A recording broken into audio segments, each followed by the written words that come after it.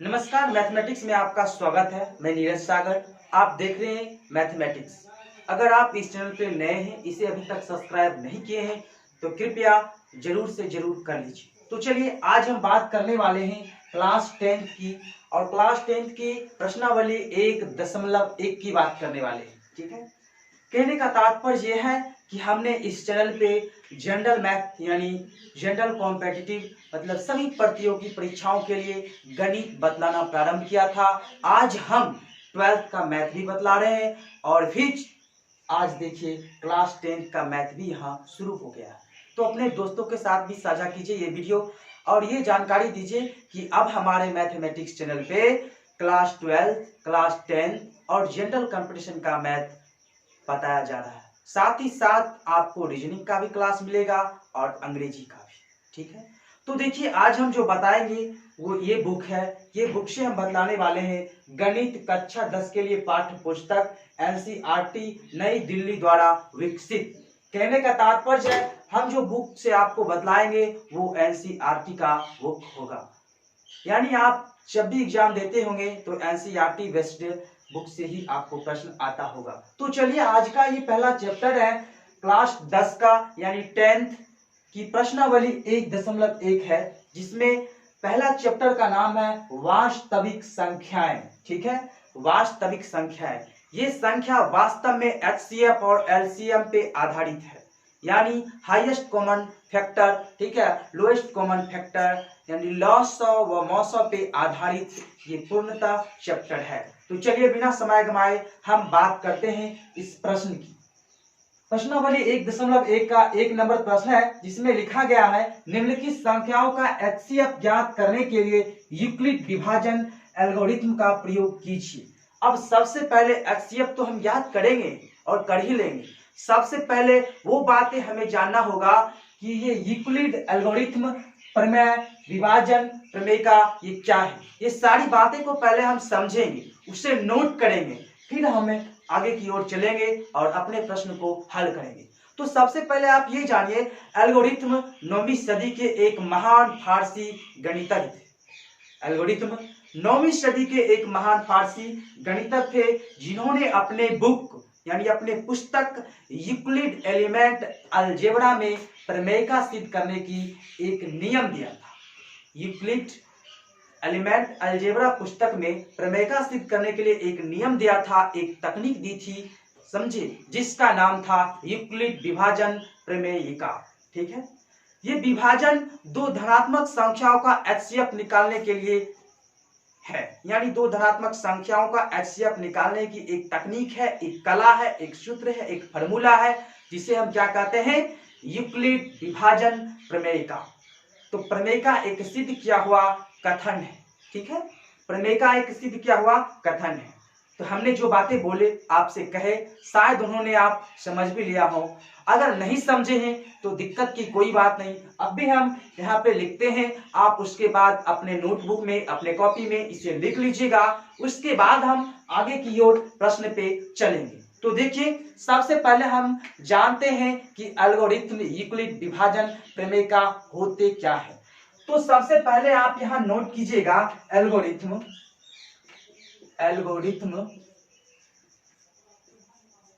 9वीं सदी के एक फारसी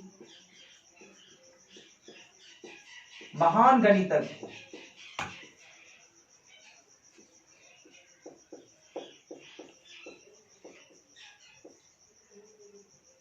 थे, जिन्होंने अपने पुस्तक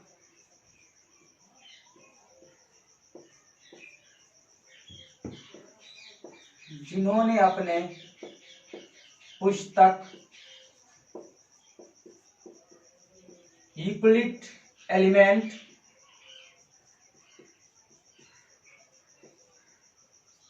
अलजेब्रा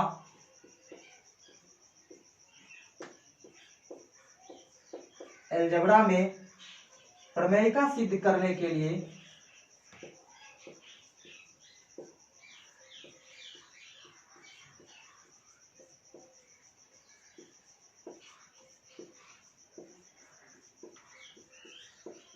प्रमेयता सिद्ध करने के लिए एक तकनीक दिया, यानी एक फॉर्मूला दी, ठीक है।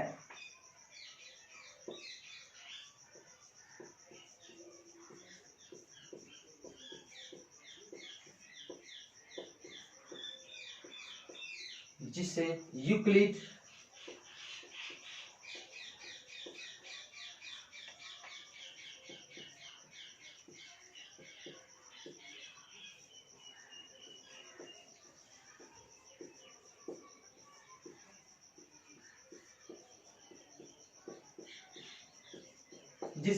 विभाजन प्रमेय का कहा जाता है, ठीक है। तो हमने क्या लिखा, सबसे पहले हम ये प्रश्न को बनाने से पहले ये जानेंगे कि एल्गोरिथम क्या थे, कौन थे, ठीक है, और एल्गोरिथम प्रमेय का क्या होता है। तो सबसे पहले हमने लिखा है एल्गोरिथम 9वीं सदी के एक फारसी महान गणितज्ञ थे, ठीक है। फारसी थे लेकिन महान गणितज्ञ थे, जिन्होंने अपने पुस्तक यूक्लिड एलिमेंट अलजेब्रा में प्रमेय का सिद्ध करने के लिए एक नियम दिया, जिसे यूक्लिड विभाजन प्रमेय का कहा जाता है, ठीक है। और आप जानेंगे प्रमेय का क्या होता है। प्रमेय का एक सिद्ध किया हुआ कथन मात्र है, यानी सिद्ध किया हुआ एक कथन, जिसे हम क्या कहेंगे, प्रमेयिका, ठीक है। तो सबसे पहले वो बात भी हम लिख देते हैं, प्रमेयिका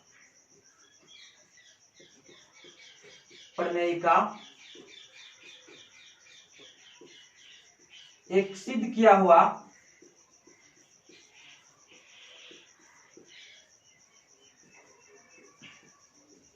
कथन है, ठीक है। आज हम पढ़ रहे हैं क्लास 10th का, यानी 10वीं की एनसीईआरटी पाठ्य पुस्तक से प्रश्नावली 1.1, कहने का तात्पर्य अध्याय 1 का पहला पॉइंट, यानी 1.1, जिसमें ये पूर्ण चैप्टर जो है, यानी वास्तविक संख्या पूर्ण रूप से आधारित है एचसीएफ एलसीएम पे, वो भी एल्गोरिथम यूक्लिड विभाजन प्रमेय का के सिद्धांत की। तो सबसे पहले हम ये बातें जानेंगे एल्गोरिथम यूक्लिड विभाजन प्रमेय का क्या होते हैं, ठीक उसके बाद हम इस प्रश्न को हल करेंगे। तो सुन लीजिए, देख लीजिए। एल्गोरिथम 9वीं सदी के एक फारसी महान गणितज्ञ थे, जिन्होंने अपने पुस्तक यूक्लिड एलिमेंट अलजेब्रा में प्रमेय का सिद्ध करने के लिए एक नियम दिया, जिसे यूक्लिड विभाजन प्रमेय का कहा जाता है, और प्रमेय का एक सिद्ध किया हुआ कथन है। तो सबसे पहले आप लोग इसे नोट कीजिए, फिर हम इस प्रकार के जो भी प्रश्न दिए गए हैं उस पे आगे विचार करेंगे, उसे बनाएंगे, और किस विधि में कैसे बनेगा, यूक्लिड विभाजन प्रमेय के विधि का प्रयोग करते हुए कैसे बनेगा, वो भी आप देख लीजिएगा। लेकिन हाँ, अभी तक इस सब चैनल को सब्सक्राइब नहीं किए हैं तो प्लीज हमें विनती है आपसे, आप कर लीजिए। तो देखिए, इसे नोट डाउन कीजिए, फिर हम आगे प्रश्न की ओर चलते हैं। तो ठीक है, हमें उम्मीद है आप लिख लिए होंगे। तो देखिए, अब हम आगे प्रश्न की ओर चलेंगे। तो देखिए, अब हम इस प्रश्न पे विचार करते हैं। प्रश्न में पहले लिखा गया है, निम्नलिखित संख्याओं का एचसीएफ ज्ञात करने के लिए यूक्लिड विभाजन एल्गोरिथम का प्रयोग कीजिए, ठीक है। यूक्लिड विभाजन एल्गोरिथम का प्रयोग कीजिए, किसके लिए कीजिए, तो निम्नवत संख्याओं को एचसीएफ ज्ञात करने के लिए कीजिए। हमने पढ़ा है एचसीएफ एलसीएम कैसे ज्ञात किया जाता है, वो गुणनखंड विधि था, भाग विधि प्रथम था, भाग विधि द्वितीय था। अगर आपने उस वीडियो को नहीं देखा है तो इस वीडियो के डिस्क्रिप्शन बॉक्स में मैं उसका लिंक दे दूंगा, आप सबसे पहले वहां देखिएगा। वहां आपको बेसिक बातें क्लियर हो जाएगी कि एचसीएफ एलसीएम कहते किसे हैं और कैसे हल किया जाता है। उसके बाद आप इस वीडियो को देखिएगा। ये क्लास 10th प्रश्नावली 1.1 का वीडियो है। और देखिए, ये जो भी प्रश्न है, हम जो भी प्रश्न लिखेंगे वो उस एनसीईआरटी के बुक में प्रश्न होगा। एनसीईआरटी के बुक में पहला पेज निकालिएगा और प्रश्नावली 1.1 का प्रश्न मिलाइएगा, तो हूबहू वही प्रश्न यहाँ मिलेगा। हो सके आपके पास बुक हो तो आप मिला के देख भी सकते हैं। तो चलिए, अब हम सीधे सीधी बात करते हैं कि इस प्रश्न को कैसे हल किया जाए, वो भी यूक्लिड विभाजन प्रमेय के सिद्धांत पे। तो सबसे पहले हम इस प्रश्न को नीचे लिखते हैं। प्रश्न संख्या 1 है, 1 का 1 है, इसको नीचे लिखेंगे। इसमें लिखा क्या है, 135 और 255। और आप जानते हैं कि 135 और 225 में दोनों संख्या में सबसे बड़ी संख्या कौन है? सबसे बड़ी संख्या 225 है। ठीक उससे छोटी संख्या 135 है। तो हम क्या करेंगे, यहां लिखेंगे 225 बड़ा है 135 से। हमने लिख दिया है 225 बड़ा है 135 से। हाँ, अगर आप ये बड़ा छोटा बराबर इसमें कंफ्यूज रहते हैं तो ये अब भी क्लियर कर लीजिए, क्योंकि इसमें हर हमेशा हम बड़ा छोटा लिखते रहेंगे और आपको पता ही नहीं चलेगा ये बड़ा है या ये छोटा है। वैसे तो यहाँ लिख रहा है कि ये बड़ा है तो भाई ये बड़ा होगा, ये छोटा है तो ये छोटा होगा। आप इतना जानिए, जिधर तीर का मुंह है वो साइड लिखा गया अंक या कोई भी एलिमेंट छोटा होगा। जिधर तीर का मुंह नहीं है, ठीक है, उधर बड़ा होगा। जिधर तीर का मुंह है वो छोटा होगा। ये तीर भाला हम किसको मारेंगे? जो हमसे कमजोर होगा उसी को ना। हम अपने से बड़वार आदमी को तो नहीं मारेंगे। ठीक वही बात है, समझे? ये तीर उसे ही लगेगा जो कमजोर होंगे, जो छोटे होंगे। तो ठीक है, आपको क्लियर हुआ कि कौन सी बड़ा है कौन छोटा है। अब यहां तक हमने लिख दिया है कि 225 बड़ा है 135 से। अब हमें यूक्लिड विभाजन एल्गोरिथम का प्रयोग करना है। वो सबसे पहले हम यहां लिखेंगे यूक्लिड विभाजन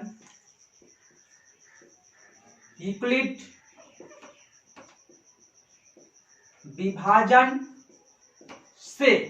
ठीक, हमने लिख दिया यूक्लिड विभाजन से। अब देखिए, अब हम इसको गुणनखंड निकालेंगे। ठीक है, गुणनखंड निकालेंगे तो कितना है, नहीं एचसीएफ ही निकालते हैं। 225 135, तो 135 को भाग दीजिए 225। अब देखिए ये दो बार में हो जाएगा 270, लेकिन यहाँ 225 ही है तो हम एक बार लगाएंगे, क्योंकि हमें क्या करना है एचसीएफ। एक बार लगाते हैं तो आ जाएगा 135। इसको अगर हम माइनस करते हैं तो 09 यानी 90। अब यहाँ पे ही रहने देंगे और इधर हम लिखते हैं जो अंदर में है, ठीक है, उसको हम यहाँ लिखेंगे, एक नंबर डाल के लिखते हैं 225 बराबर 135। 135 भाजक गुने भागफल जोड़ शेष। ठीक है, जहां शेषफल बराबर नहीं है, बराबर है मतलब ऐसे, बराबर नहीं है मतलब ऐसे। ठीक है, तो बराबर नहीं है किसका, तो 0 का बराबर नहीं है। ठीक है, 0 का बराबर नहीं है। कौन बराबर नहीं है, तो 225 बराबर हमने लिखा है यूक्लिड विभाजन से 225 बराबर 135 गुने 1 जोड़ 90, जहां शेषफल बराबर नहीं है 0 का। जिस समय हमें शेषफल 0 के बराबर मिल गया हम वहीं रुक जाएंगे, वही हमारा उत्तर होगा। तो ये कहां से आया 135 190, आपने देख लिया।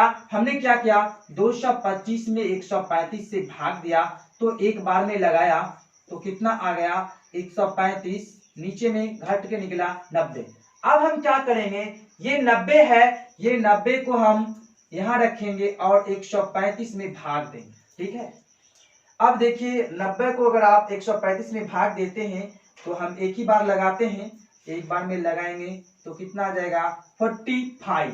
ये आपको रफ में करना है, ना कि प्रश्न पेपर पे। ये आप रफ में कीजिएगा, जो इसका मूल्यांकन आएगा वो हम यहाँ लिखेंगे। अब देखिए 135 है तो हम लिखेंगे सेकेंड नंबर में 135। ठीक है, 135 बराबर 90 जो गुना 1 जोड़ 45, 90 गुना 1 जोड़ 45, जहां शेषफल बराबर नहीं है 0 का। कहने का तात्पर्य है आपको शेषफल कितना आया 45, 0 तो नहीं आया, तो 45 0 के बराबर कैसे होगा, इसलिए हमने लिखा जहां शेषफल बराबर नहीं है 0 के। अब देखिए अंतिम जो शेष है वो है 45। अब इसको हम भाग देते हैं 90। अब दो बार में आया 90, क्या बचा 0। कुछ लोग कुछ नहीं बचा तो 31 भी लगा देते हैं, क्रॉस का चिन्ह भी दे देते हैं कि भाई अब यहाँ कुछ नहीं रहा, सब खत्म हो गया है। आप जीरो भी डाल सकते हैं, क्रॉस भी कर सकते हैं, लेकिन हमें जीरो डालना है। ठीक है, अब ये स्टेप हमने यहाँ क्लियर किया कि 135 गुना 1 जोड़ 90, दूसरा स्टेप 90 गुना 1 जोड़ 45, तीसरा स्टेप है जब तक जीरो नहीं आए तब तक हमें भाग करना ही है, जब तक जीरो ना आ जाए। तीसरा है कितना, तो लिखेंगे तीसरा पॉइंट में हम 90 बराबर 45 क्रॉस 2 प्लस 0। अब यहां लिखेंगे जहां शेष फल बराबर है 0 के, तो इसी में लिखेंगे अतः 135 और 225 का HCF बराबर कितना 45। आप फिर से समझिए क्या कहा गया है। प्रश्न में कहा गया है निम्नलिखित संख्याओं का HCF ज्ञात करने के लिए यूक्लिड विभाजन एल्गोरिथम का प्रयोग कीजिए। हमें यूक्लिड विभाजन प्रमेय का या यूक्लिड विभाजन एल्गोरिथम का प्रयोग करना है। दोनों बातें एक ही है। इससे पहले आपने समझ लिया क्या है यूक्लिड विभाजन प्रमेय का, सारी बातों को हमने आपसे साझा किया है। अब इस प्रश्न को देखते हैं। प्रश्न संख्या 1 का 1 है जिसमें लिखा है 135 और 225। इसका क्या निकालना है HCF, वो भी आसान विधि से नहीं, यूक्लिड विभाजन प्रमेय की विधि से निकालना है। हमें उसके नियम से फ्लो करना है। तो कैसे किए जरा बारीकी से समझिएगा। हमने सबसे पहले लिखा 225 बड़ा है 135 से, हल लिखते हैं 225 बड़ा है 135 से या 225 से छोटा है 135, दोनों बातें कह सकते हैं। अब हमने क्या किया, यहां लिखा यूक्लिड विभाजन से, यूक्लिड विभाजन से या यूक्लिड विभाजन प्रमेय के अनुसार कुछ भी लिख सकते हैं। ठीक है, अब हमने क्या किया 135 और 225 का इधर हमने रफ में निकाल लिया गुणनखंड या भाग विधि द्वारा। हमने इसका जो भी था HCF ज्ञात करने की पहले का जो रूल था उससे हमने निकाला। 135 से 225 में भाग किया तो एक बार में कितना आया, शेष आया 90। जब वन स्टेप हमने क्लियर किया तो 90 आया। अब यही हमने रुक गए और आगे लिखे 225 बराबर 225 है ना भाज्य, तो 225 बराबर, अब हमने क्या लिखा भाजक गुना भागफल जोड़ शेष। 135 भाजक है, गुना में भागफल है 1, शेष में कितना है 90, जहां शेषफल बराबर नहीं है 0 का। आप यूक्लिड विभाजन प्रमेय में इतना ही याद रखिएगा, जिस समय आपको शेषफल 0 आ जाए वही आप प्रश्न पे रुक जाइएगा और वही अंतिम भाजक हमारा क्या होगा, HCF होगा। ठीक है, तो हमें यहां आया जहां शेषफल बराबर नहीं है 0 की। ठीक है, तो हम जानते हैं जाहिर सी बात है 90 कभी बराबर होगा 0 का, कभी नहीं होगा, इसलिए शेषफल बराबर नहीं है 0 की। फिर आगे हमने चला तो 90 को हमने भाजक बनाया। ठीक है, अब हमने 135 से किया तो कितना आया, शेष आया 45। तो दूसरे चरण में हमने लिखा 135 बराबर, क्योंकि 135 था भाज्य, 135 बराबर 90 गुना 1 प्लस 45। यहां भी लिखा है जहां शेषफल बराबर नहीं है 0 की। फिर हमने तीसरा स्टेप चला तो 45 जो शेष था वो आगे चल के क्या बन गया, भाजक।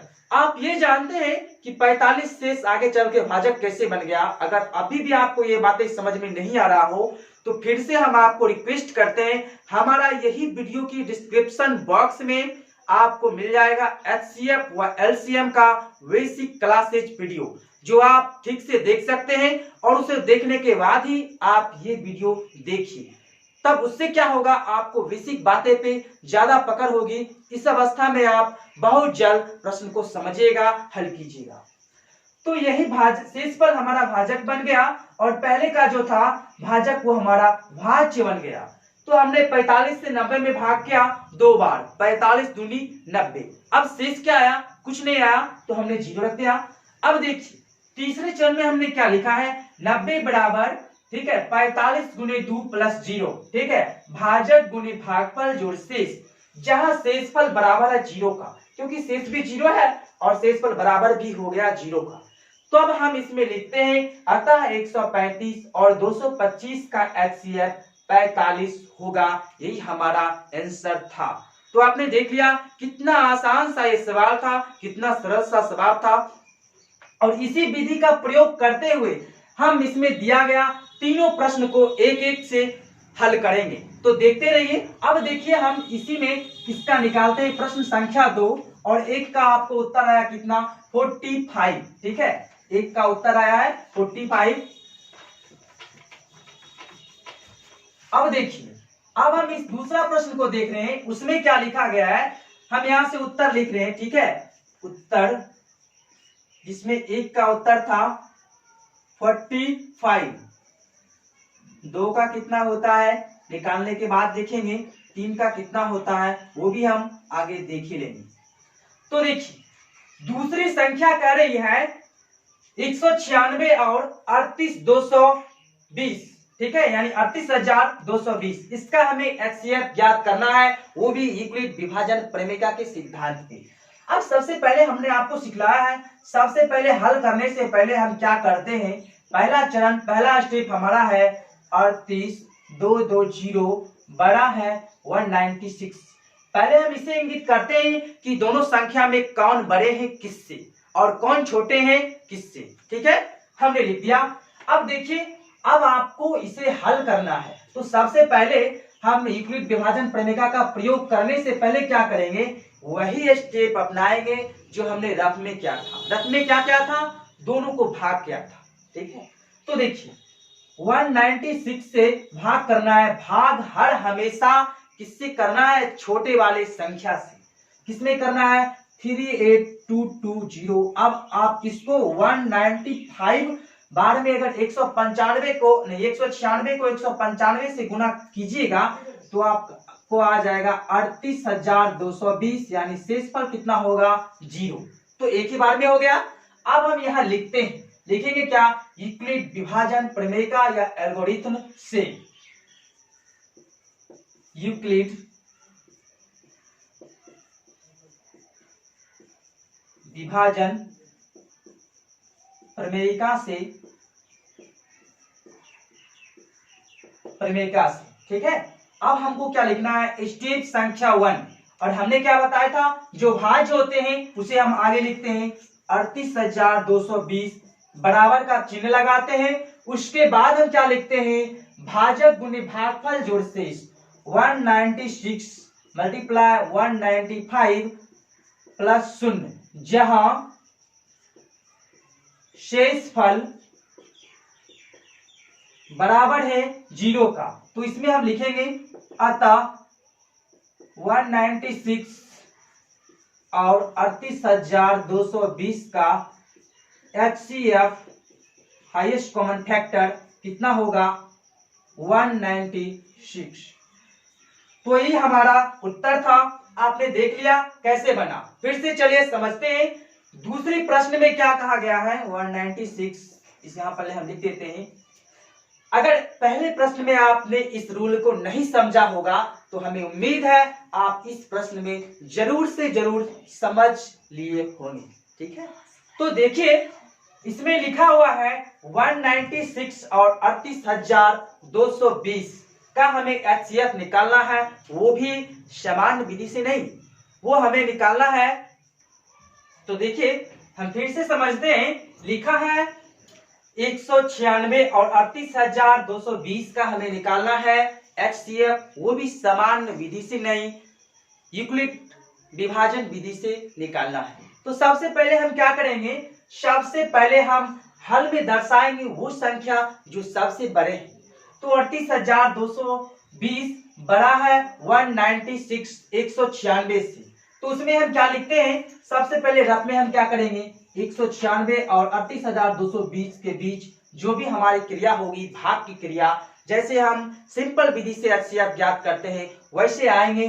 जो शेष है, जो भाजक, जो भागफल, वो लिख लेंगे। उसके बाद क्या करते हैं, लिखते हैं यूक्लिड विभाजन प्रमेय से या एल्गोरिथम यूक्लिड विभाजन से या यूक्लिड विभाजन एल्गोरिथम से। ठीक है, स्टेप 1 में लिखते हैं 38220, यानी जो भाजक में होगा, भाज्य में होगा, उसको आगे लिखेंगे, फिर बराबर भाजक गुने भागफल जोड़ शेष 196 गुने 195 जोड़ 0, जहां शेष फल बराबर 0।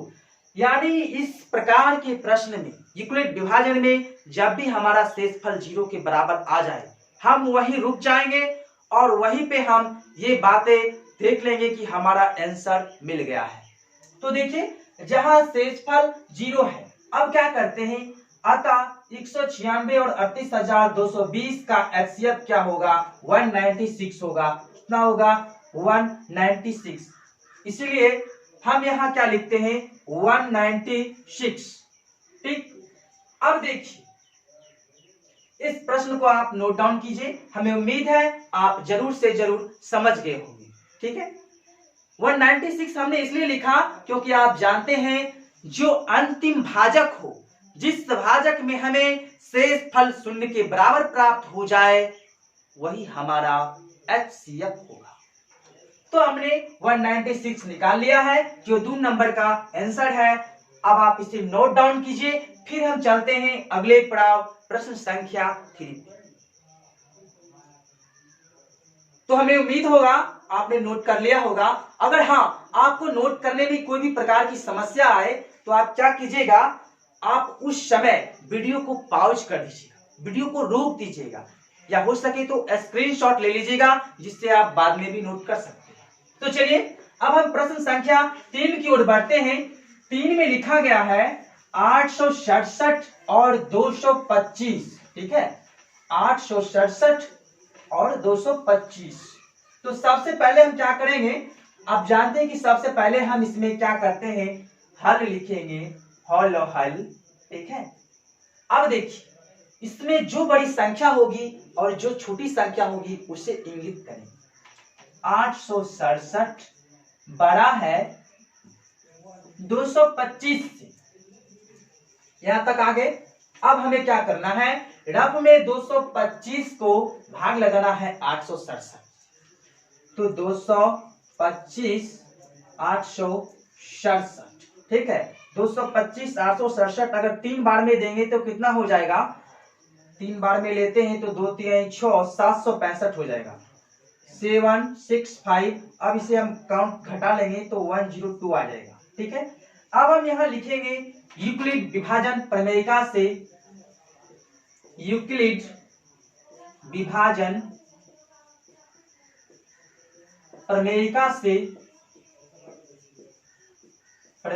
से अब पहला स्टेप क्या है, हम सबसे पहले किसे लिखते हैं, भाज्य को। भाज्य हमारा 867 बराबर भाजक 225 गुने भागफल जोड़ शेष।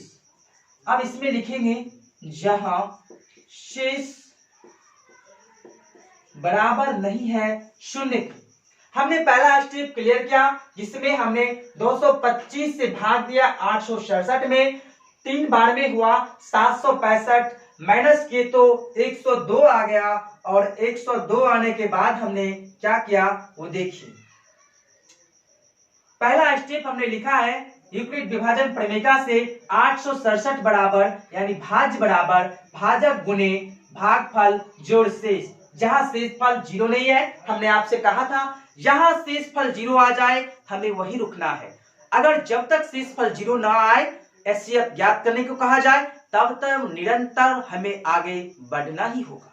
तो हम आगे बढ़ते हैं। अब क्या करते हैं, देखिए अब हम करते हैं जो अंत में शेष था वो क्या हो जाएगा, भाजक, और हमारा जो पहला भाजक था वो हो जाएगा भाज्य। अब आप 102 को 2 से आप गुना करेंगे तो कितना हो जाएगा, 204। अब इसे घटा लेंगे तो हो जाएगा 51। ठीक है, 51 यानी 50 51। तो दूसरा स्टेप में हम आते हैं, यहां भी हमारा शेषफल शून्य नहीं मिला है। दूसरा स्टेप में हम भाज्य को लिखेंगे 225 बराबर 102 गुना 2 प्लस 51, जहां शेष बराबर नहीं है शून्य की। अब हम तीसरे पड़ाव पे चले, चरण संख्या 3 पे चलेंगे, जिसमें हमारा अंत में जो शेष था वो हो जाएगा भाजक और पहले का भाजक हो जाएगा भाज्य। तो 51 दूनी 102 हो जाता है, तो बचेगा क्या, शून्य बचेगा। तो इस अवस्था में हम यहाँ लिखेंगे चरण संख्या 3 में 102 बराबर 51 गुना 2 प्लस 0, जहां शेष फल या शेष बराबर है 0 का। तो अतः हम ये भी लिखेंगे, अतः कितना था 867 और 225 का HCF कितना हो गया 51। हमें उम्मीद है आप कुछ न कुछ तो जरूर ही समझे होंगे, और हाँ, अगर अभी भी नहीं समझे तो फिर से समझ लीजिए। प्रश्न संख्या में कहा जा रहा है निम्नलिखित संख्याओं का HCF ज्ञात करने के लिए यूक्लिड विभाजन एल्गोरिथ्म का प्रयोग कीजिए, जिसमें लिखा है प्रश्न संख्या पहला में 135 और 225। ठीक है, हमने 135 और 225 को हल किया तो उसका उत्तर हमें प्राप्त हुआ है 45। ठीक है, 45। उसके बाद दूसरे प्रश्न को भी हल किया, वो भी आपके समक्ष। ठीक है, आप लोग भी देखे होंगे, अभी हमने मिटा दिया है 196 और 38,220 में, उसमें हमारा उत्तर प्राप्त हुआ 196। तीसरा प्रश्न जो कि अभी वर्तमान में हमारे बोर्ड पे मौजूद है 867 और 225 का हमने HCF निकाला, वो भी यूक्लिड विभाजन प्रमेय से। तो सबसे पहले ये हमारा रफ का कार्य था, हमने आपको रफ का कार्य इसलिए लिख करके दिखाया ताकि आप ये ना समझे कि भाई यहाँ पे 51 कहां से ले आए हो, 102 कहां से ले आए हो, 225 की चर्चा कहां से कर रहे हैं, इसीलिए हमने लिखा। तो हमने प्रत्येक चरण पे गया। ठीक है, जैसे हमने HCF में क्या करते थे, जो भी आया पहले चरण पे रुक गए, आगे लिखे यूक्लिड विभाजन प्रमेयिका से 867 जो कि क्या है भाज, उसको हम लिखेंगे 867 बराबर भाजक गुणे भागफल जोड़ शेष 225 गुना 3 जोड़ 102, जहां शेष बराबर नहीं है 0 को। हमने बतलाया है कि जब भी शेष बराबर हो जाए 0 को, आपको वही रुक जाना है, आपको एक भी स्टेप आगे नहीं जाना है। ठीक है, जिस समय हमारा शेष पर 0 के बराबर आ जाए वही समय हमारा HCF ज्ञात हो जाएगा। आप ये हर हमेशा अपने माइंड में फिट कर लीजिए। तो चलिए अब हम प्रश्नावली 1.1 का प्रश्न संख्या 1 से संबंधित जो भी 3 प्रश्न थे, तीनों को हल कर चुके हैं। अब हम प्रश्न 2 की ओर बढ़ते हैं। उससे पहले आप इसे नोट कर लीजिए, फिर हम प्रश्न संख्या 2 पे चलेंगे। तो ठीक है, अब हम चलते हैं प्रश्न संख्या 2 की ओर, देखते रहिए। तो देखिए ये प्रश्न संख्या 2 है। ठीक है, इसमें क्या लिखा गया है, दर्शाइए कि कोई भी धनात्मक विषम पूर्णांक 6q + 1 यानी 6q + 1 जोड़ 1 या 6q + 3 या 6q + 5 के रूप का होता है, जहां q कोई पूर्णांक है। ठीक है, प्रश्न से हमें ज्ञात हो रहा है कि हमें सिद्ध करना है। क्या सिद्ध करना है, आगे देखते हैं।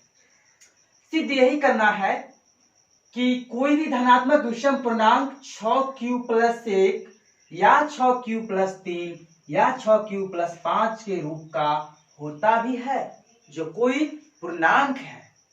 तो हमें इसे सिद्ध करने के लिए क्या करना होगा, हम अभी देखते हैं। ठीक है, तो जैसे जैसे हम रूल को फॉलो करेंगे, ठीक वैसे वैसे भी आप कीजिएगा, आपसे स्वतः बन जाएगा। ठीक है, लेकिन हाँ, वीडियो को कभी भी बीच में पॉज नहीं कीजिए, रोकिए नहीं, बेवजह काटिए नहीं, छोड़ के चाहिए नहीं, शुरू से अंत तक देखिए, आपको प्रत्येक प्रश्न का जवाब मिलेगा और बिल्कुल आसान और सरल सुगम विधि से मिलेगा। तो देखिए प्रश्न संख्या 2 कैसे हल किया जाता है। सबसे पहले तो हमें इसका मानना पड़ेगा। ठीक है, कैसे मानेंगे, क्या मानेंगे, वो देखते हैं। सबसे पहले हम प्रश्न लिखते हैं। प्रश्न में लिखा गया है विषम पूर्णांक 6q + 1 या 6q + 3 या 6q + 5 के रूप का हो, तो q कोई पूर्णांक है। अगर आप इक्वेशन आया कहां से, हम इस पे पहले विचार करेंगे। ठीक है, सबसे पहले हम मानते हैं हल, माना कि विषम पूर्णांक a है। ठीक है, विषम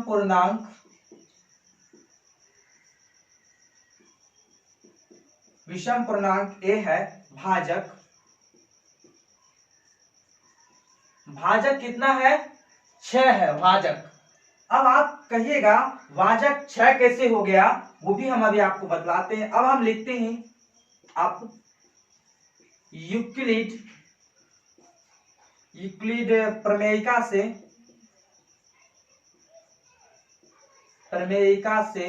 अब यूक्लिड प्रमेयिका से हो जाएगा a बराबर 6 क्यूब प्लस 6 तो r के मान क्या हो, r के संभाव्यता मान बड़ा, ठीक है। अब हमने माना कि विषम पूर्णांक a है, भाजक 6, भाजक बराबर 6। अब यूक्लिड प्रमेयिका से a बराबर 6 क्यूब प्लस 6, तो r के संभाव्यता मान अभी भी ज्ञात करेंगे। तो आपने सोचा होगा भाई 6 क्यों माने, a क्यों माने, r के मान क्या होगा, r कहां से। इन सारी बातों का जवाब अब भी हम देंगे। ये सारी बातें प्रश्न में लिखा हुआ है, लेकिन आपको समझ में नहीं आता होगा, हम जानते हैं। हर व्यक्ति के साथ यही तो है गणित का रूल, जो कभी प्रश्न ही समझ में नहीं आता है। अगर प्रश्न सही में समझ में आ जाए तो फिर उत्तर निकालना कोई बात नहीं है। तो देखिए, अगर हम 6 से भाग करेंगे a में, ठीक है, q बार में, और r आएगा हमारा शेष, तो क्या इक्वेशन बनेगा, a बराबर 6q प्लस r, ठीक है। 6q प्लस r, यहाँ 6 नहीं लिखे, r लिखना चाहिए, r, ठीक है।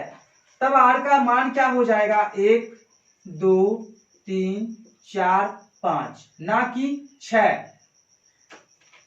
अब देखते हैं, अगर 6 से हम a को भाग देंगे q बार में, r हमारा शेष आया, तो इक्वेशन क्या बनेगा, भाज्य बराबर भाजक गुना भागफल जोड़ शेष, भाजक गुना भागफल जोड़ शेष।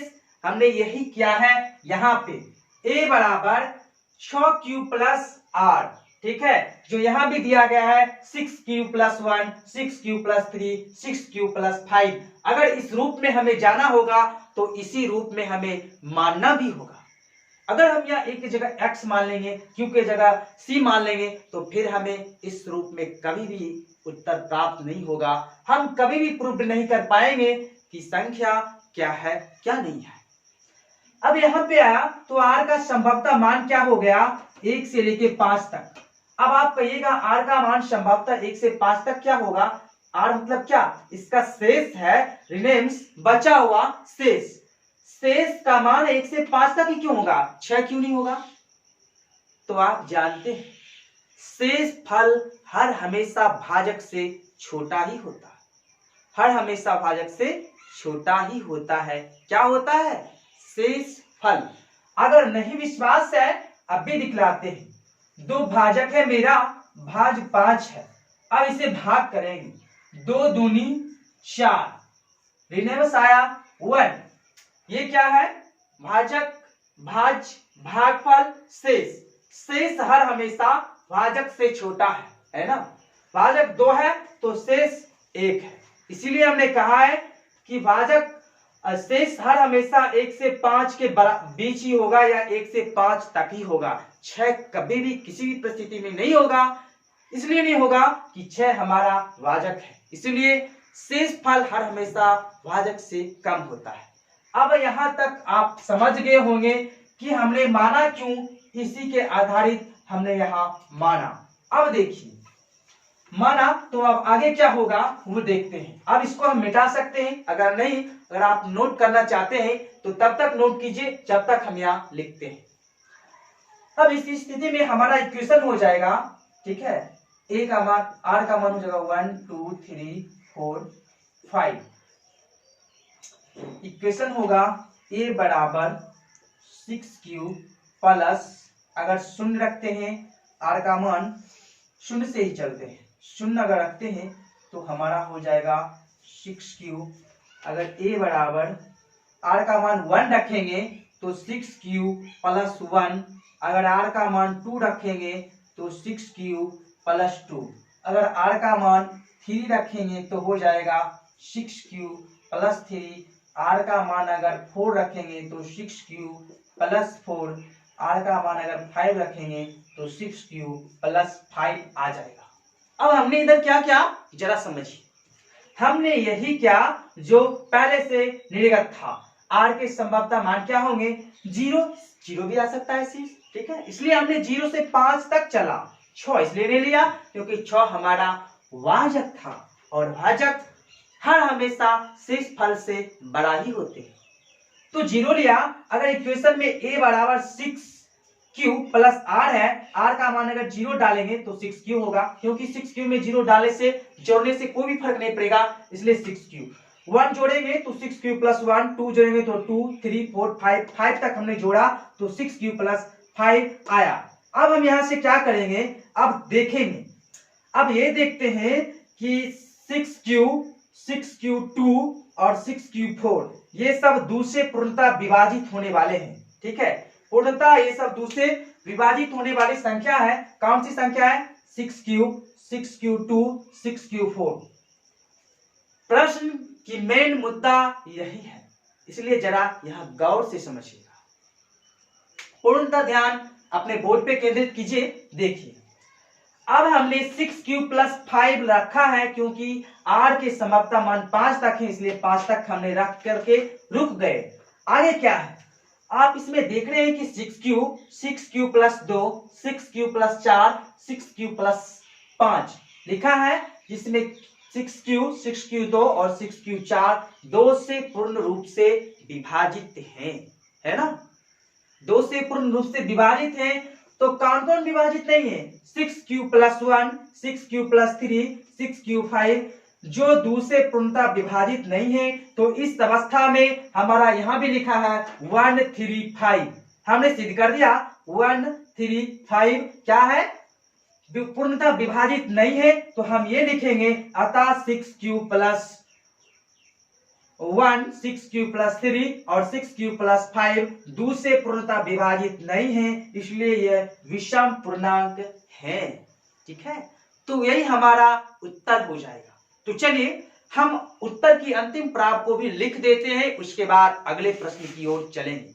हमने कहा है आपको कभी भी कोई भी प्रश्न में जरा सा भी हम बता के नहीं छोड़ेंगे जब तक क्लियर ना हो जाए, पूर्ण रूप से क्लियर करेंगे। सिर्फ आप वीडियो को देखते रहिए, और हाँ इतना मेहनत करते हैं तो एक लाइक जरूर बनता है। आप जब भी वीडियो देखिए एक लाइक कीजिए, और आपसे गुजारिश है वीडियो कुछ वक्त के लिए नहीं देखिए, पूरा देखिए, तभी आपको समझ में आएगा, आप अपनी मुकाम हासिल करेंगे तब जब आप परिश्रम कीजिएगा तब, ठीक है। तो देखिए इसको मिटा के अभी हम यहां लिखते हैं, लिखेंगे यहां a के मान 6q, a का ही मान है ना, a बराबर, ठीक है, इसलिए a के मान 6q plus 2, 6q plus 4, 6q plus 4 2 से पूर्णतः विभाजित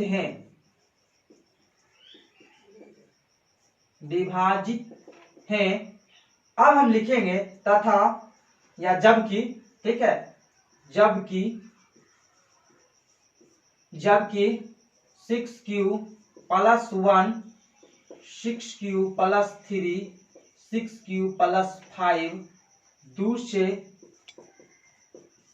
विभाजित नहीं है, 2 से विभाजित नहीं है,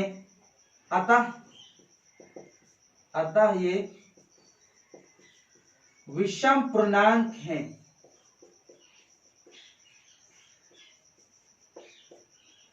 ठीक है, तो यही हमारा क्या हो जाएगा, यही हमारा आंसर हो जाएगा, उत्तर हो जाएगा। हमने क्या क्या किया आप फिर से समझिए। हमने सबसे पहले क्या क्या था, इक्वेशन यहाँ कैसे माने थे वो आप देख भी लिए होंगे, और हम आपको कह भी दिए थे कि ये आप नोट कर लीजिए, क्योंकि बोर्ड पे जगह स्पेस अभाव होने के कारण हमने उसे मिटा दिया। देखिए हल में हमने लिखा था, माना कि विषम पूर्णांक a है, हमने मान लिया, भाजक 6 है, अब यूक्लिड प्रमेयिका से a बराबर 6q प्लस आर, ठीक है, 6q प्लस आर। कैसे आर था आप भी जानते हैं, आर का मतलब रिमेन्स, बचा हुआ शेष।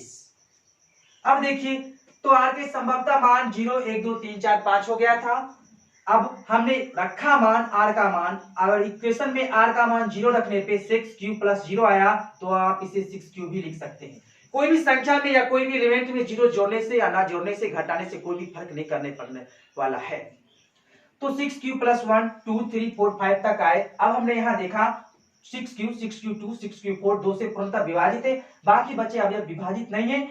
जो बाकी बचे अवयव हैं वो हमारे प्रश्न से मिल रहे हैं, मेल खा रहे हैं, तो इसलिए हमने लिखा कि जबकि 6q plus 1 6q plus 3 6q plus 5 2 से विभाजित नहीं है, अतः ये विषम पूर्णांक है। ठीक है, तो आप आपने देख लिया प्रश्नावली 1.1 का प्रश्न संख्या 2 कैसे हल हमने किया। अब हम प्रश्न के अगले पड़ाव की ओर चलते हैं, प्रश्न संख्या 3 पे। तो बने रहिए, देखते रहिए।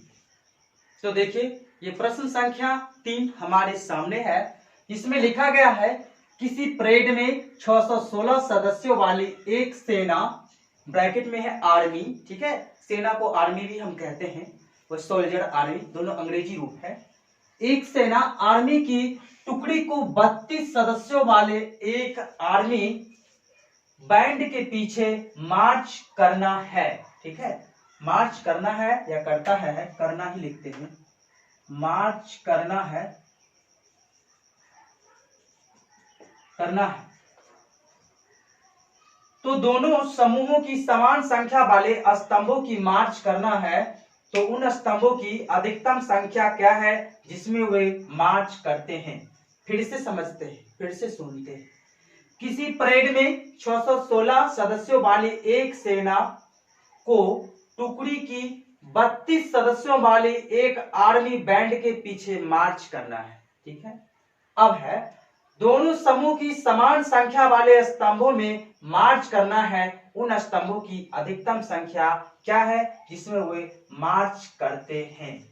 मार्च, ठीक है, MARCH, मार्च। हमें ये मार्च नहीं करना है, ठीक है, ये मार्च हमें नहीं करना है। ये मार्च मतलब माह, यानी जनवरी फरवरी मार्च। मार्च ये नहीं करना है, बल्कि मार्च का मतलब होता है घूमना। ठीक है, हमें घूमना है, मार्च करना है, घूमना है। ये सैनिक घूमते हैं, मार्च करते हैं। आप एक बार प्रश्न फिर से समझ लीजिए, उसके बाद हम चलते हैं हल पे। किसी परेड में 616 सदस्यों वाली एक सेना आर्मी की संख्या या टुकड़ी को 32 सदस्यों वाले आर्मी बैंड के पीछे घूमना है, मार्च करना है, टहलना है।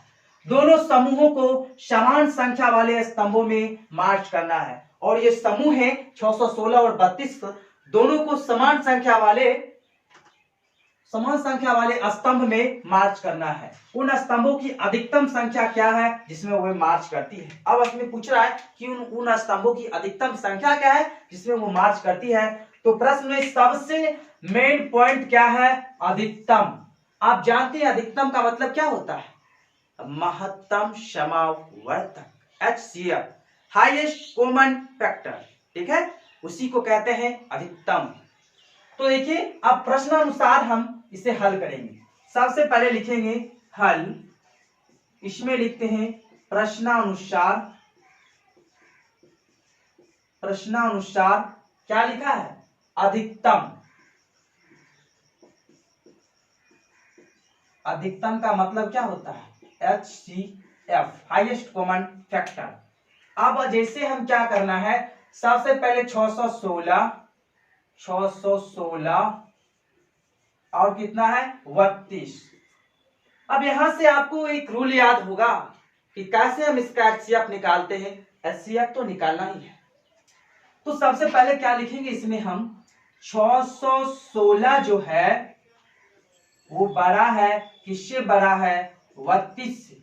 अब हम रफ पेपर का यूज करेंगे और वहां 616 में 32 से भाग करेंगे तो 119608 आ जाएगा 08। अब हमने रफ पे हल किया, ठीक है, HCF निकालने के लिए। तो हमारा शेषफल कितना आया है 8, और आप जानते हैं जब भी शेषफल 0 ना आ जाए हम छोड़ेंगे नहीं, नहीं तो हमारा HCF नहीं निकल पाएगा। अब इसी में हम चलते हैं, ठीक है। सबसे पहले लिखेंगे 616 बराबर क्या है 32 गुना 19 जोड़ 0, जहां क्या है शेषफल बराबर नहीं है 0 को, शेषफल बराबर नहीं है 0 की। अब इससे आगे हल करते हैं तो ये जो भाजक है ये क्या बन जाएगा भाज्य, और अंतिम का शेष हो जाएगा वाजक। अगर 8 से 32 में करते हैं तो 8 चौके 32, शेष आएगा 0। अब हम दूसरा प्राम में लिखते हैं 32 बराबर 8 मल्टीपल 4 प्लस 0, जहां शेष कितना है शेष बराबर है 0 के। तो इसका हमारा आंसर क्या हो जाएगा, आंसर यही होगा। अतः इसको मिटा सकते हैं, ठीक है। अब हम यहां उत्तर लिखेंगे, अतः अधिकतम अष्टंभ की संख्या 8 होगी। यही हमारा उत्तर हो गया। अधिकतम अष्टंभ की संख्या क्या होगी 8 होगी, क्योंकि अंत का जो भाजक होता है वही हमारा, जिस भाजक में शेष 0 आ जाए वही भाजक हमारा HCF होता है। तो प्रश्न में क्या कह रहा था, उन स्तंभों की अधिकतम संख्या क्या होगी जिसमें वह मार्च करती है, घूमती है। तो उन स्तंभ की अधिकतम संख्या 8 होगी जिसमें वह मार्च करती है, जिसमें वह घूमती है। तो आपने देख लिया प्रश्न संख्या 3 कितना सरल था, कितना आसान था। सिर्फ हमें एक पॉइंट पकड़ना था और वो पॉइंट ये थी अधिकतम हमें ढूंढना था, ठीक है, या न्यूनतम ढूंढना था। तो आपने देख लिया कैसे हमने हल किया, आप इसे नोट कीजिए। तब चलते हम अगले प्रश्न संख्या 4 की ओर। तो ठीक है, देखते रहिए। अब हम लिखते हैं प्रश्न संख्या 4। तो देखिए ये प्रश्न संख्या 4 है, ठीक है। अब हम प्रश्न संख्या 4 को कैसे हल करते हैं देखिए। लिखा गया है यूक्लिड विभाजन प्रमेय का प्रयोग करके दर्शाइए कि किसी भी धनात्मक पूर्णांक का वर्ग किसी पूर्णांक m के लिए 3m या 3m+1 के रूप का होता है, ठीक है। तो हमें ज्ञात करना है कि 3m या 3m+1 के रूप का होता है या नहीं होता है धनात्मक पूर्णांक का वर्ग, ठीक है। इस प्रश्न में आप बुक में देखे होंगे कुछ संकेत दिए गए हैं कि आप इसके लिए वो मानिए, उसके लिए वो मानिए। हमने यहाँ संकेत नहीं लिखा है, कोई बात नहीं, हम प्रश्न हल करते हैं। तो इस प्रकार का जब भी प्रश्न आए तो सबसे पहले हम मानेंगे, ठीक है। तो हल लिखते हैं, हम मानेंगे माना कि x कोई धनात्मक पूर्णांक है, ठीक है। x कोई धनात्मक पूर्णांक है, x कोई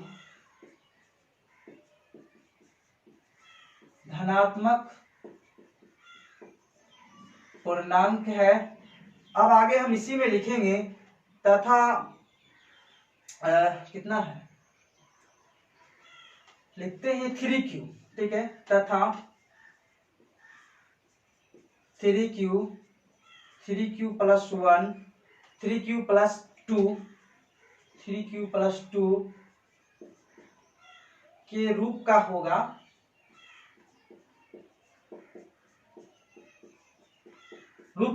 तो हमें सिद्ध क्या करना होगा 3m या 3m+1, ठीक है। तो अब हम यहां तक माने हैं, माना कि x कोई धनात्मक पूर्णांक है तथा 3q या 3q + 1 और 3q + 2 के रूप का होगा। अब हम आगे चलते हैं और देखते हैं क्या होगा। अगर आप यहां रखिए 3q आगे क्या है वर्ग, संकेत में आप देखिएगा वर्ग कहने के लिए कहा जाता है। 3q का अगर आप वर्ग करते हैं तो क्या प्राप्त होगा 9q² प्राप्त होगा। और आप 9q² को लिख सकते हैं, क्या लिखिएगा 3 × 3q का स्क्वायर, 3 × 9 9q² लिख सकते हैं। जहां हम मानेंगे m बराबर क्या मानेंगे 3q² को m मान लेते हैं। 3q² को क्या मानते हैं m। अब आगे क्या होगा, जब m हम मान लेंगे तो हो जाएगा 3q प्लस 1 का होल स्क्वायर। तो इसके लिए क्या सूत्र आता है, ए स्क्वायर प्लस बी स्क्वायर का ए स्क्वायर, तो ए स्क्वायर हो जाएगा 9q स्क्वायर प्लस 2ab, 3 दूनी 6q प्लस 1। तो इसको आप लिख सकते हैं 3 कॉमन लीजिएगा तो 3 into 3q square plus 2q plus 1। देखिए जब m बराबर 3q स्क्वायर है तो हमें क्या सिद्ध करना है, m या m प्लस 1। ठीक है, m से बात नहीं बनने वाला था तो हमने m प्लस 1 ले लिया। तो m बराबर 3q स्क्वायर है तो m प्लस 1, 3q प्लस 1 का स्क्वायर डाले। अब है a प्लस बी स्क्वायर का सर्वसमीका का जो सूत्र होता है a प्लस बी स्क्वायर। ठीक है, तो आप जानते हैं a स्क्वायर, तो 3q का स्क्वायर कितना हो जाएगा 9q स्क्वायर प्लस 2ab, 2 गुना 3। ठीक है, तो 6q प्लस बी स्क्वायर, एक का स्क्वायर एक ही होगा। अब इसमें हमने 3 को कॉमन लिया तो 3q स्क्वायर प्लस 2 3 6, 2q, अंत में 1 डाल दिए यहाँ। अब इसको हम क्या मानेंगे, m। ठीक है, इस पूरा को अगर हम फिर से m मानते हैं तो हो जाएगा 3m प्लस 1। ठीक है, 3m प्लस 1। अब आगे हमें क्या करना है, यहां मानने के बाद देखिए इसको मिटा सकते हैं। 3m प्लस 1 है तो आप लिखिए तथा 3q प्लस 1 का स्क्वायर बराबर 9q स्क्वायर प्लस कितना हो जाएगा 9q square plus 12q plus 4। अब इसमें लिखेंगे 3 into 3q square plus 4q plus 1। तो 3m प्लस 1 जहां m बराबर 3q square plus 4q plus 1, और यही हमारा उत्तर हो जाएगा। ठीक है, तो कैसे हुआ समझते हैं फिर से। सबसे पहले हमने माना था, क्या माना था, माना कि x कोई धनात्मक पूर्णांक है तथा 3q प्लस 1 3q प्लस 2 के रूप का होगा, उसे हमें सिद्ध करना है। तो 3q प्लस 1 हमने 3q स्क्वायर को m माना था जो अब यहाँ लिखा हुआ था। अब हमें प्लस 1 लेना पड़ा क्योंकि 3m प्लस 1 लाने को है, तो 3q स्क्वायर से काम नहीं चलने वाला था। तो 3q प्लस 1 का स्क्वायर लिए। तो सर्वसमीका सूत्र से आप जानते हैं a प्लस बी का होल स्क्वायर क्या होता है, a square plus 2b plus B square. हमने वही किया, a स्क्वायर 3q का स्क्वायर कितना हो जाएगा, 3 का स्क्वायर 9, तो 9q स्क्वायर प्लस, तो प्लस 2ab, 2a का मान कितना है 3q प्लस b, तो 3 दूनी 6, 6q प्लस 1, 6q प्लस 1 करे हम ना करे बात बराबर है, प्लस बी स्क्वायर, एक का स्क्वायर एक लिख दिए। उसके बाद हम इससे 3 कॉमन लिए। ठीक है, उभयनिष्ठ था तो अब यहाँ इतना आया, इसको हमने माना 3m प्लस 1, इस सब को माना m, तो 3m 3 से गुना हुआ m प्लस 1 तो प्लस 1। अब 3m प्लस 1 का भी हमने कर लिया स्क्वायर, तो हमें प्राप्त हुआ 3m प्लस 1 जहां m बराबर 3 स्क्वायर प्लस 4q प्लस 1। यही हमें निकालना भी था कि कोई भी है ना प्रयोग करके दर्शाइए कि किसी भी धनात्मक पूर्णांक का वर्ग किसी पूर्णांक m के लिए 3m या 3m प्लस m के रूप का होता है, जरूर होता है, हुआ तब तो हमें स्क्वायर में यहाँ ज्ञात हुआ। ठीक है, तो हमें उम्मीद है आप जरूर समझ गए होंगे। ठीक है, तो इसे नोट कीजिए, फिर अगले प्रश्न संख्या 5 और अंतिम प्रश्न की ओर बढ़ते हैं। तो ठीक है, अब चलिए चलते हैं प्रश्न संख्या 5 की ओर।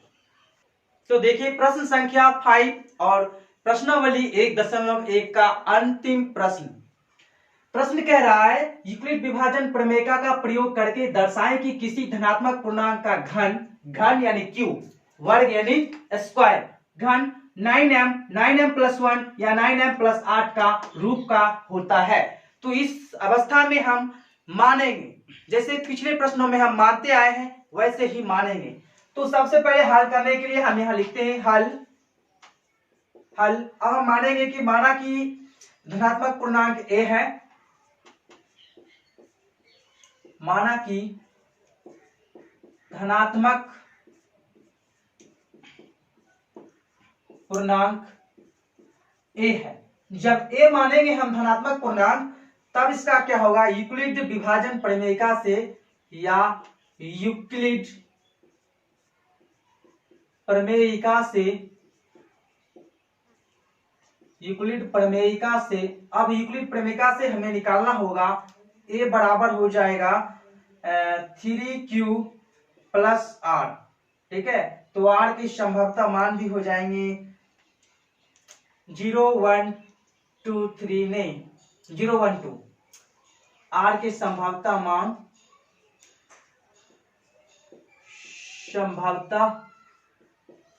मान हो जाएंगे 0 1 2। ठीक है, अब देखिए आर के संभाव्यता मान हो जाएंगे 0 1 2। हमने क्या किया, पहले प्रश्न पढ़ा, नीचे लिखा हल, माना कि धनात्मक पूर्णांक ए है, यूक्लिड प्रमेयिका से ए बराबर 3q प्लस आर, आर के संभाव्यता मान 0 1 2। अब आप कहिएगा 0 1 2 के बाद 3 4 5 क्यों ना लिखे, या सिर्फ 0 1 क्यों ना लिखे, 2 तक क्यों गए, 3q प्लस आर कहां से आया, तो सबका इलाज है, सिर्फ आप बने रहिए। देखिए अगर हम धनात्मक पूर्णांक ए है, ए में भाग करेंगे 4 से और आएगा इसका भागफल q और रिमेनिंग यानी r।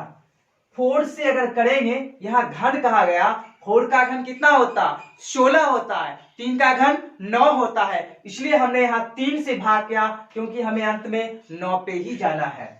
समझ गए आप? तो 3 से अगर भाग लगाए तो क्या हुआ, a बराबर भाज्य बराबर भाजक गुने भागफल जोड़ से 3q प्लस r, जो आपको यहाँ गया है। r का मान 0 से 2 तक इसलिए गया क्योंकि रिमेनिंग कभी भी भाजक से बड़ा नहीं होता है, भाजक 3 है तो रिमेनिंग 2 तक ही रहेगा। ओके, अब यहाँ से कॉन्सेप्ट क्लियर है। हमने इक्वेशन कहां से लाया, q मान आया और q r का संभाव्यता मान 0 1 2 आया और q a बराबर 3q प्लस r आया। आप समझ गए होंगे, हमें उम्मीद है। तो चलिए अब हम स्थिति 0 1 2 की ओर बढ़ते हैं। तो देखिए आगे संभाव्यता मान कितना आया, 0 1 2। इस अवस्था में जब हम r का मान 0 रखेंगे, यानी स्थिति प्रथम 0 के लिए चल रहा, स्थिति प्रथम जब r बराबर 0 हो, तो अगर r बराबर 0 रखेंगे तो क्या क्या हो जाएगा, यहाँ पे a बराबर 3q प्लस 0, तो a बराबर हो जाएगा 3q। अब कह रहा है हमें घन के रूप में निकालना है, तो यहाँ घन के रूप में आएगा नहीं। अब हम इसको जबरदस्ती करेंगे घन, दोनों पक्ष में घन करेंगे, a और 3q के दोनों साइड जैसे स्क्वायर करते थे वैसे ही दोनों साइड घन करेंगे, क्योंकि हमें इस रूप में लाना ही है, इसीलिए। अब देखिए दोनों साइड या दोनों पक्ष में घन करने पर अब घन कीजिएगा तो aq आ जाएगा और 3q का भी घन होगा। इस अवस्था में क्या हो जाएगा, aq बराबर हो जाएगा 3q गुना 3q। घन का मतलब 3 बार, तो हमने लिख दिया। अब क्या करते हैं, इस अवस्था में 3 3 9 27q, ठीक है, 27q का q हो जाएगा, तो आप ऐसे भी लिख सकते हैं 27q, ठीक है। अब देखिए यहां तक आया, अब इसको आप लिख सकते हैं aq बराबर 27 को लीजिए हम 9 इंटू 3q का q लिख सकते हैं, 9 या 27q का q लिख सकते हैं। aq बराबर इतना को हम इतना लिख दिए। अब आगे क्या करते हैं, शो देखिए, अब हमें यहीं पे मानेंगे, माना m बराबर 3q का q। अगर m बराबर इतना मान ले तो क्या हो जाएगा, aq बराबर 9 और इसका मान m हमने माना है m, ठीक है, तो इतना m यानी a बराबर 9m। हमें क्या लाना था, पहले बार 9m। स्थिति फर्स्ट से 0 रखने पे हमें a बराबर 9m आ भी गया है। जगह के अभाव होने के कारण हम अब स्थिति फर्स्ट को मिटाएंगे, स्थिति सेकेंड की ओर चलेंगे, r का मान 1 रखेंगे, फिर उसके आगे स्थिति थर्ड की ओर चलेंगे, r का मान 2 रखेंगे। तब देखते हैं बारी बारी से इसका मान आता है या नहीं आता है। आर का मान यानी आ गया है m 9m यानी ए क्यू बराबर 9m। ठीक है, हमने क्या किया फिर से समझिए, उसके बाद स्थिति अगले की ओर चलेंगे। सबसे पहले हमने कैसे माना क्यू ए बराबर 3q प्लस आर रखा, आपने भली बात ही समझ गए होंगे। आगे की बात देखिए, आर के संभवतः मान क्या होंगे 0 1 2 3 नहीं होंगे, क्योंकि भाजक हर हमेशा शेषफल से बड़े होते हैं। स्थिति 1 में जब r बराबर हमने 0 रखा तो a बराबर 3q प्लस 0 यानी a बराबर 3q, दोनों पक्ष में हम घन किए क्योंकि हमें इस रूप में लाना है।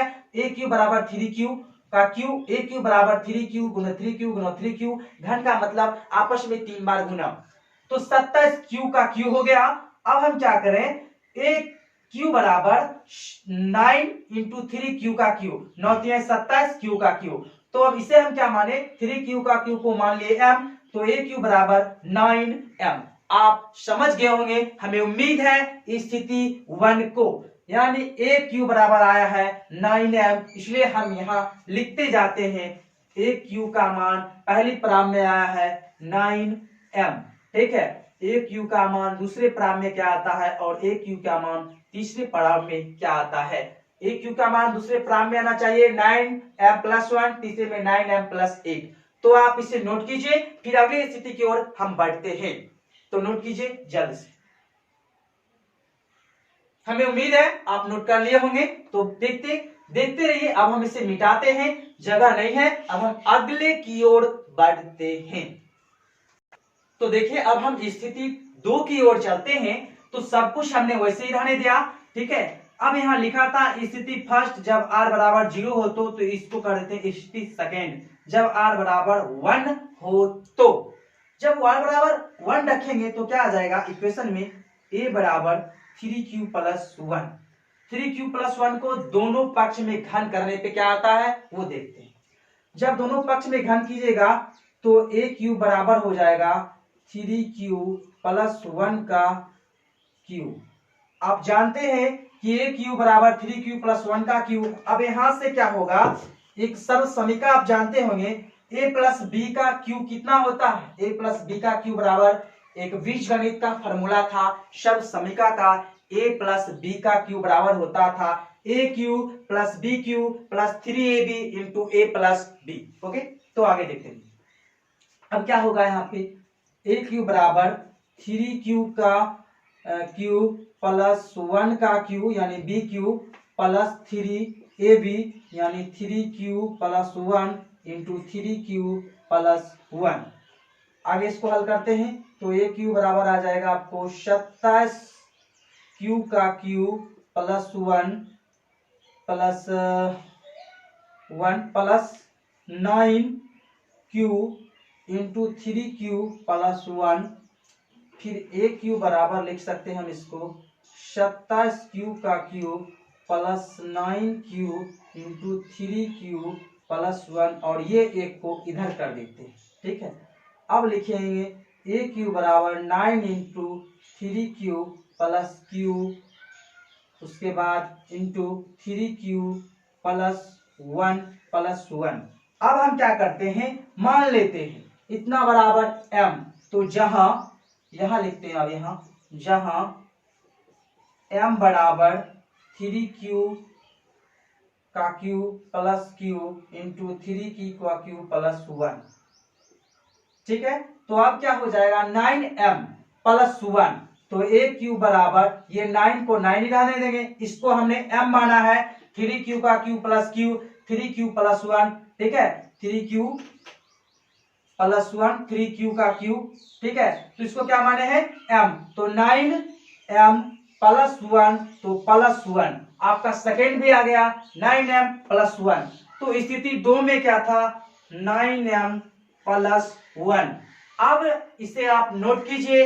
अब हम चलते हैं अगले प्राप्त की ओर, स्थिति थर्ड जब हम r का मान 2 रखेंगे, इस समय r का मान हमने 1 रखा, तो सर्व समीका से हल करने पे हमें प्राप्त जो हुआ है उससे पहले हम देखेंगे a बराबर 3q प्लस 1।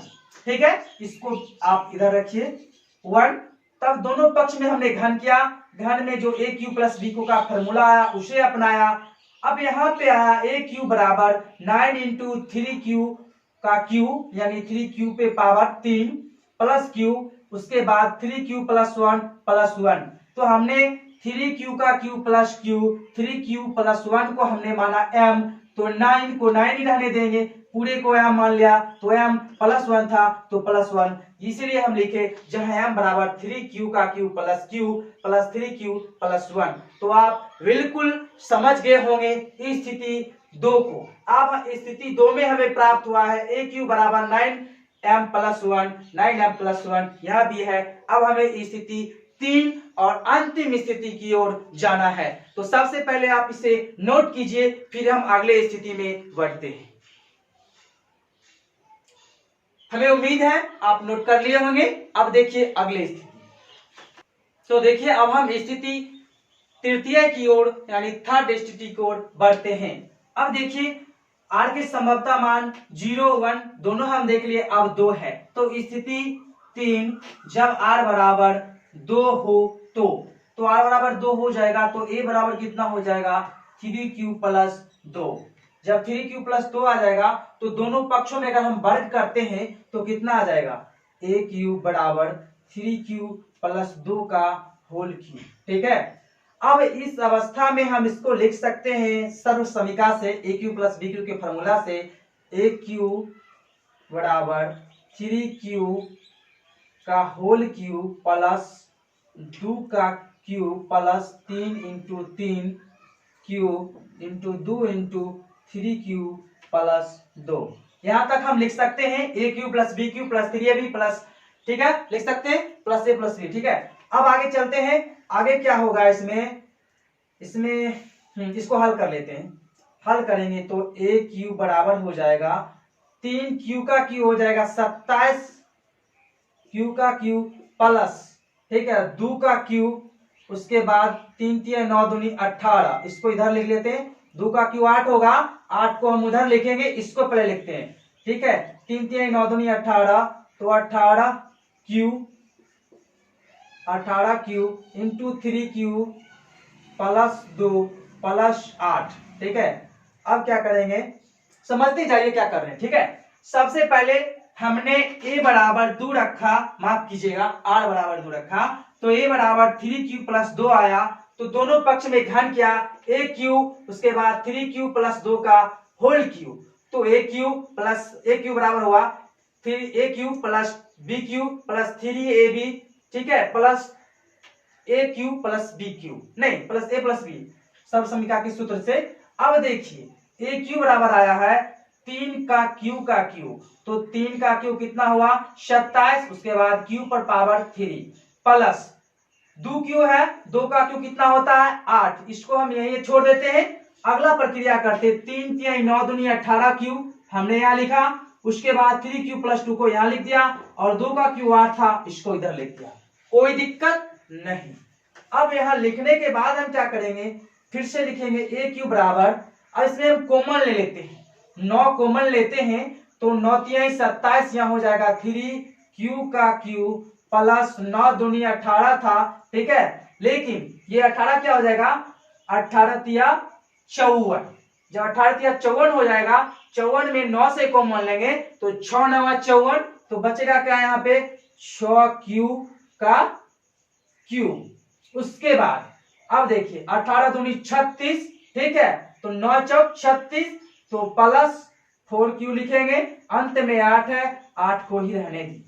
अब यहाँ इतना शॉर्ट किए हैं हम 2-3 स्टेप चल गए। ठीक है, क्योंकि वीडियो बहुत लंबा है और आप भी बहुत समझदार हैं, हमें उम्मीद है कि आप समझे होंगे। यहाँ फिर से समझाते हैं। ठीक है, पहले यहाँ लिखते हैं, अब हम इतना के बराबर m मानेंगे तो लिखेंगे जहां m बराबर क्या लिखेंगे 3q का q प्लस 6q का q प्लस 4q। ठीक है, अब इसको अगर हम m मानते हैं तो आ जाएगा aq बराबर 9, इसको पूरा को m मानेंगे m प्लस 60, हमारा तीसरा स्टेप भी मिल रहा है 9m प्लस 60, तो aq बराबर 9m प्लस 60, यानी हमारा तीनों का तीनों स्टेप मिल गया है। जिसमें क्या था, पहला स्टेप में क्या था aq बराबर क्या था 9m, ठीक है, 9m प्लस 1 ही लिख देते हैं, फिर aq बराबर था 9m, हमारा तीनों मिल गया, 9m 9m प्लस 1 और 9m प्लस 8 तीनों मिल गया। यहाँ कैसे लाए देखिए, जब स्थिति थर्ड में r बराबर 2 रखे तो इक्वेशन आया a बराबर 3q प्लस 2, तो दोनों पक्ष में हमने घन किया aq बराबर 3q प्लस 2 का होल क्यूब। उसके बाद हमने यहाँ फॉर्मूला अप्लाई किया aq plus bq plus 3ab plus a plus b। ठीक है, अब हमने क्या किया, aq बराबर 3 तिहाई 9 तिहाई 27, 3 का क्यूब 27, 27 क्यू का क्यूब प्लस 3 तिहाई 9 दूनी 18 क्यूब। उसके बाद इसको वैसे ही रहने दिए 3q प्लस 2 को, और 2 का क्यू 8 होता था, इसको इधर लिख दिए। अब हमने क्या, इसमें 9 कॉमन ले लिए, aq बराबर 9 कॉमन लिया तो यहाँ कितना था 27, 9 तिहाई 27, तो 3q का क्यू बचा। उसके बाद यहाँ 18 क्यूब 3q प्लस 2 है, तो 18 को 3 से गुना करेंगे, ब्रैकेट के अंदर है तो गुना होगा 18 तिहाई 54, तो 9 चौक 54 होता है। तो 54 में अगर 9 क्यू लेंगे, 9 कॉमन लेंगे, कितना बचेगा 6 क्यू का क्यू। उसके बाद क्या था, अब आगे देख, नहीं क्यू का क्यू नहीं होगा, स्क्वायर होगा क्योंकि डबल एस था तो स्क्वायर होगा, यहाँ भी स्क्वायर, यहाँ स्क्वायर लिखा है, ठीक है, तो स्क्वायर होगा। अब देखिए आगे क्या होता है, अब होगा 18 दूनी 36, तो 9 चौक 36, तो 9 ले लिए तो 4 क्यू प्लस 8 था, वैसे ही रहने दिए। पूरा को हमने m माना है तो 9m प्लस 60, 9m प्लस 60, यही हमारा उत्तर था, यही हमारा आंसर था। हमें उम्मीद है आप एनसीईआरटी बेस्ड चैप्टर संख्या 1 प्रश्नावली 1.1 और कक्षा 10 की इस पाठ से जरूर न जरूर संतुष्ट हुए होंगे, कुछ न कुछ अवश्य सीखे होंगे। ऐसे ही धैर्य के साथ बने रहिए अपने इस YouTube चैनल मैथमेटिक्स पे। और हाँ, इस चैनल आपको फेसबुक पेज पे भी मिल जाएगा, उसके बाद ट्विटर पे भी जल्द आने वाला है, उसके बाद आपको YouTube पे है ही, ब्लॉगर पे भी हम इसे क्रिया कर रहे हैं, प्रक्रिया चल रहा है, ब्लॉगर पे भी जल्द ही जल्द उपलब्ध होने वाला है। तो बने रहिए अपने इस चैनल के साथ और सब्सक्राइब कर लीजिए ताकि आने वाले दिनों में जब भी वीडियो अपलोड करूं उसका नोटिफिकेशन आपके पास पहुंच जाए। और हाँ, वीडियो अच्छा लगा है तो लाइक जरूर कीजिएगा क्योंकि बनाने में बहुत ज्यादा परिश्रम उठाना पड़ता है, इसलिए हम ये सब आपके लिए ही कर रहे हैं ताकि आप घर में रहें, सुरक्षित रहें और पढ़ें। तो ठीक है, धन्यवाद, मिलते हैं अगले एपिसोड प्रश्नावली 1.2 में। ठीक है, तब तक के लिए बाय।